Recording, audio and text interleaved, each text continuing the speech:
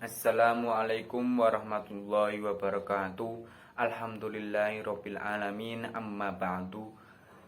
Yang saya hormati Bapak Halim selaku pengampu matkul hadis dalam isu-isu kontemporer.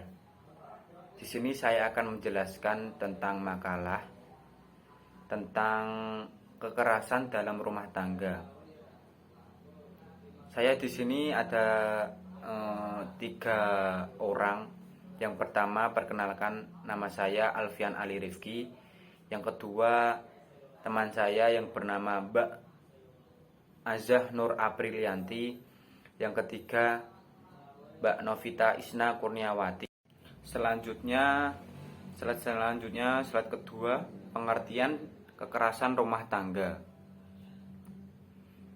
Di dalam kekerasan dalam rumah tangga atau KDRT adalah suatu perbuatan yang terjadi dalam lingkup keluarga yang dapat mengakibatkan penderitaan secara fisik, seksual, psikologis, dan penelantaran dalam rumah tangga.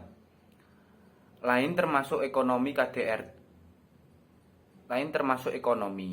KDRT ini bisa banyak dilakukan oleh seorang yang memiliki kekuasaan lebih besar dalam keluarga.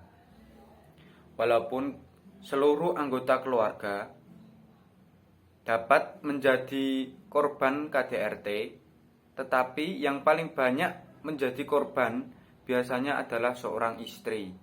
Ketimpangan peran sosial laki-laki dan perempuan tetap dipertahankan dengan dalil agama. Agama melibatkan untuk mempertahankan kondisi di mana perempuan tidak dianggap sejajar dengan laki-laki. Dalam kehidupan keluarga, bersikap buruk terhadap suatu pasangan bukan hanya merusak tujuan perkawinan, tetapi juga meruntuhkan pondasi sosial masyarakat yang dibangun mulai dari keluarga. KDRT secara umum adalah sebagai bentuk tindakan yang dilakukan dengan sengaja, yang bertujuan menyakiti, melukai secara lahir dan batin, yang dilakukan suami kepada istrinya, bukan keluarga lainnya. Perbuatan itu bukan untuk mendidik sebagaimana yang diajarkan agama atau peraturan perundang-undangan yang berlaku. Slide selanjutnya, bentuk-bentuk kekerasan dalam rumah tangga. Kekerasan dalam rumah tangga memiliki beberapa bentuk, yaitu diantaranya 1. Kekerasan fisik, misal memukul, menendang, melukai hingga membunuh. Yang kedua, kekerasan seksual, misal penyentuhan area tubuh yang seharusnya tidak boleh untuk disentuh.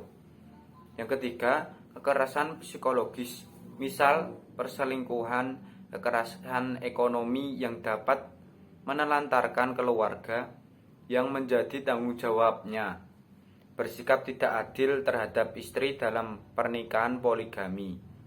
Seorang suami yang memiliki lebih dari satu istri, maka wajib baginya untuk melakukan berlaku adil terhadap istri-istrinya. Yang keempat, kekerasan secara verbal, misal membentak dan menghina. Kekerasan sosial, misal larangan bertemu dengan saudara dan bergaul dengan tetangga. Kekerasan spiritual, misalnya larangan untuk menjalankan virtual agama sesuai dengan keyakinan atau madhabnya. Slide selanjutnya, hadis tentang KDRT. Yang pertama, hadis tentang larangan seorang suami untuk memukul istrinya. Haddatsana Muhammad ibnu Yusuf, haddatsana Sufyan an Hisam an Abi Abdillah ibni Zam'ata an Abi sallallahu alaihi wasallam qala la yajlidu ahadukum ra'atahu jaladal abadi thumma yujami'uha fi akhiril yaum, yang artinya Muhammad bin Yusuf menceritakan kepada kami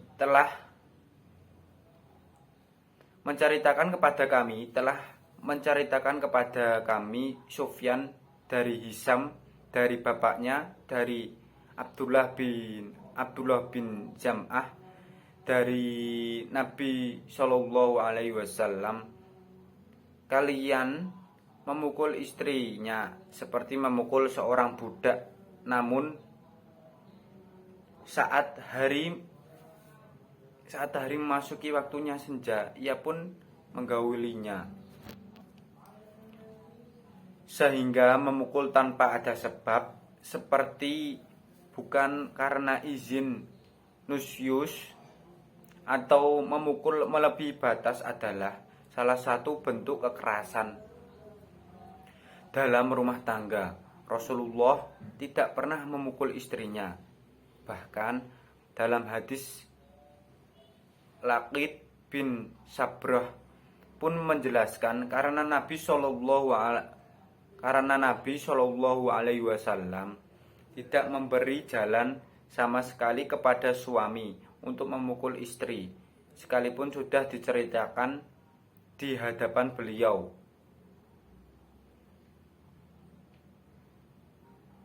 Tentang kasus istri yang berlidah kasar oleh suami sendiri, Nabi Shallallahu Alaihi Wasallam hanya memberi jalan nasihat dan terakhir cerai. Tetapi jangan memukul istri layaknya hamba sahaya saja. Yang kedua adalah larangan untuk tidak berbuat adil. Rasulullah Shallallahu Alaihi Wasallam selalu memperingatkan bagi suami untuk selalu bertindak adil dengan menyatakan, Man Abi Hurairah taqola Rasulullah Shallallahu Alaihi Wasallam, mangkana lahu umrotani famala ihdahuma ja'a yaumal qiyamati wa ahadu shikoihi sakitun, yang artinya dari Abu Hurairah bahwasanya Rasulullah Shallallahu Alaihi Wasallam bersabda, barang siapa memiliki dua istri dan dia condong kepada salah satunya, maka pada hari kiamat kelak bahunya akan miring sebelah. Hadis riwayat Abu Daud. Dari hadis ini dijelaskan bahwa adanya ancaman suami yang tidak adil. Berdasarkan hadis tersebut bahwa perbuatan tersebut adalah dosa yang akan ditanggung di akhirat nanti. Yang selanjutnya adalah hadis Rasulullah Shallallahu Alaihi Wasallam tentang larangan mencaci dan memaki seorang istri, yang berbunyi, An Hakimi ibnu Muawiyata al-Qushairi an abihi qala qultu ya Rasulullah ma haqqu zaujati ahadina alaihi qala an tut'imaha idza ta'imta wa taksuwaha idza aktasaita au aktasabta wa la tadrib al-wajha wa la tuqabbih wa la tahjur illa fi al-baiti. Artinya, dari Hakim bin Muawiyah al-Husyairi dari ayahnya yang bertanya kepada Rasulullah Shallallahu Alaihi Wasallam, wahai Rasulullah, apakah hak istri kepada kami? Rasulullah menjawab, kamu memberinya makan saat kamu makan, memberinya pakaian saat kamu berpakaian, dan jangan memukul wajahnya, jangan mencaci maki, dan jangan pisah ranjang dengan istrinya kecuali di rumah. Dari hadis riwayat Abu Daud. Dalam hadis tersebut dijelaskan bahwa seorang suami yang mencaci dan memaki istrinya jelas telah melanggar kewajibannya untuk memperlakukan istrinya dengan baik atau al-mu'asyarah bil ma'ruf. Selain memang mencaci dan memaki dilarang dalam Islam, oleh karena itu perbuatan mencaci dan memaki adalah salah satu bentuk kekerasan verbal dan psikis terhadap seorang istri. Faktor terjadinya KDRT, kekerasan dalam rumah tangga, merupakan bentuk kejahatan yang sulit untuk dihilangkan, tetapi dapat ditekan jumlahnya. Hal ini dapat dilakukan dengan cara mengetahui faktor-faktor yang menyebabkan kekerasan rumah tangga bisa terjadi. Faktor-faktor terjadinya kekerasan dalam rumah tangga yaitu 1. Faktor internal.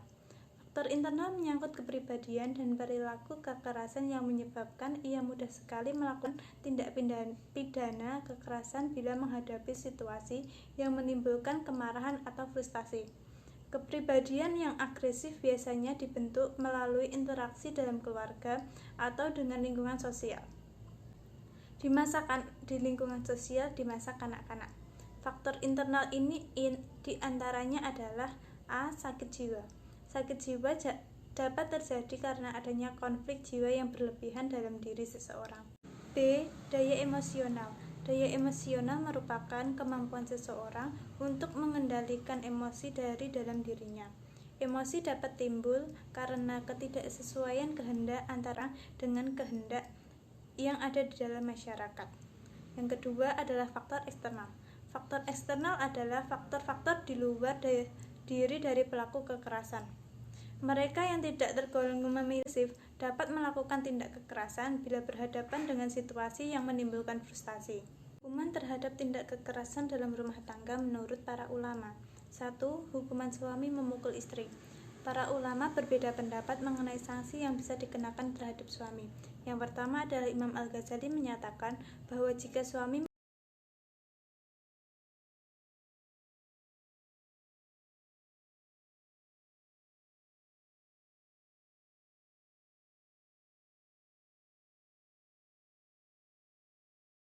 lainnya, maka hendaknya istri mengajukan perkara tersebut kepada hakim. Yang kedua adalah Malikiyah menyatakan bahwa jika seorang suami tidak menunaikan hak-hak istrinya dan istrinya tidak ingin pisah dengan suaminya tersebut, maka hakim memperingatkan dan menasihatinya. Jika terulang kembali, maka hakim mendidiknya, dan jika apa yang dilakukan suami menyebabkan kemudorotan dan si istri ingin bercerai dengan suaminya, maka hakim menceraikan keduanya karena doror. Yang ketiga adalah Syafi'iyah menyatakan bahwa jika seorang suami tidak menunaikan hak istrinya seperti giliran dan nafkah, maka hakim memaksanya untuk menunaikan hak-hak tersebut. Hak istri memukul dan menyakiti istrinya, maka keduanya dipisahkan hingga hubungan keduanya menjadi normal kembali. Yang kedua, Malikiyah menyatakan bahwa jika seorang suami memukul istrinya bukan karena nusyus, maka hakim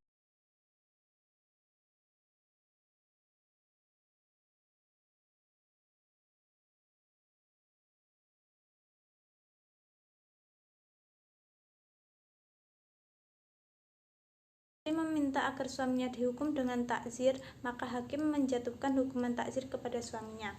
Jika suami mengulangi kembali setelah diberi hukuman takzir, maka hakim memisahkan keduanya hingga hakim yakin bahwa suami tersebut bisa berlaku adil terhadap istrinya. Ketiga adalah hukuman suami yang mencaci dan memaki istri. Jumhur ulama yang terdiri dari ulama Hanafiyah, Syafi'iyah dan Hanabilah dan Zahiriyah menyatakan suami menyakiti istrinya, baik memukul atau mencaci, baik hakim memperingatkan suami tersebut untuk menghentikan perbuatan tercela tersebut. Jika diulangi, maka dia dikenakan hukuman takzir. Kedua, Malikiyah menurut ulama Malikiyah, jika suami terbukti menyakiti istrinya seperti dicaci, dimaki, atau dipisah ranjang tanpa adanya sebab dan persoalan tersebut diajukan kepada hakim, maka hakim berhak untuk memperingatkannya. Jika diulang, maka hakim bisa memberikan hukuman takzir. Tetapi jika istri ingin agar diceraikan, maka hakim bisa menceraikan keduanya dengan talak satu bain. Yang selanjutnya yaitu di dalam kitab Fathul Mu'in, Islam memberikan solusi terbaik sehingga dalam nusyus istri dalam rumah tangga akan tetap harmonis dan utuh, yaitu dengan cara-cara sebagai berikut. Yang pertama, suami menasihati istri dengan cara berpisah tempat tidur.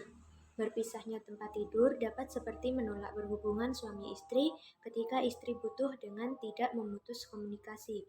Sebab apabila tidak berbicara dengan istri selama 3 hari dalam hadis sahih, maka haram hukumnya. Atau melakukan hubungan suami istri tetapi memutuskan tidak berbicara. Yang kedua yaitu Jika memang dibutuhkan tidak berbicara dengan istri demi kebaikan kembali atau membaguskan agamanya, maka diperbolehkan. Yang ketiga, untuk membawa faedah kebaikan agama, suami diperbolehkan memukul istrinya dengan pukulan yang tidak membuatnya luka berdarah pada selain wajah dan anggota badan yang bisa menyebabkan meninggal. Yang keempat yaitu, menurut Ar-Runayyi, memukul istri hanya diperbolehkan dengan tangan suami sendiri atau sapu tangan. Yang kelima yaitu, suami diperbolehkan mendidik istri apabila istri memakinya. Yang selanjutnya ada perlindungan Islam terhadap perempuan korban KDRT. Islam menegaskan bahwa agama Islam sangat anti terhadap kekerasan, termasuk kepada perempuan. Islam mengajarkan kepada pemeluknya untuk tidak berbuat kasar dan kejam kepada perempuan. Manusia yang baik adalah yang berlaku dan berbuat baik terhadap istri dan anak-anak perempuannya. Bahwa sesama umat muslim dilarang untuk saling menyakiti. Dalam salah satu hadis sahih disebutkan, jairukum li ahlihi wa ana khairukum li ahlihi, yang artinya yang paling baik di antara kamu adalah yang paling baik terhadap keluarganya, dan aku adalah yang terbaik terhadap keluargaku. Dari penjelasan hadis tersebut dapat jelas sekali bahwa Islam berpihak kepada perempuan, di mana Islam telah menjamin hak semua perempuan. Dilihat dari penjelasan tentang kekerasan dalam rumah tangga di atas, rumah tangga juga memiliki tujuan, yaitu terbangun ketenangan, cinta, dan kasih sayang kepada seluruh anggota yang lingkup rumah tersebut. Setiap orang, termasuk dalam lingkup rumah tangga, memiliki hak untuk mendapatkan perlindungan, pemenuhan kebutuhan, dan tidak disakiti. Melakukan kekerasan terhadap salah satu anggota keluarga termasuk pelanggaran undang-undang dan pelanggaran terhadap agama, dan sekaligus kontraproduktif dengan tujuan rumah tangga itu sendiri. Ya, cukup itu presentasi dari kelompok saya. Apabila ada kesalahan, baik tutur kata maupun kurang jelas, saya meminta maaf sebesar-besarnya. Wabillahi taufiq walhidayah. Wassalamualaikum warahmatullahi wabarakatuh.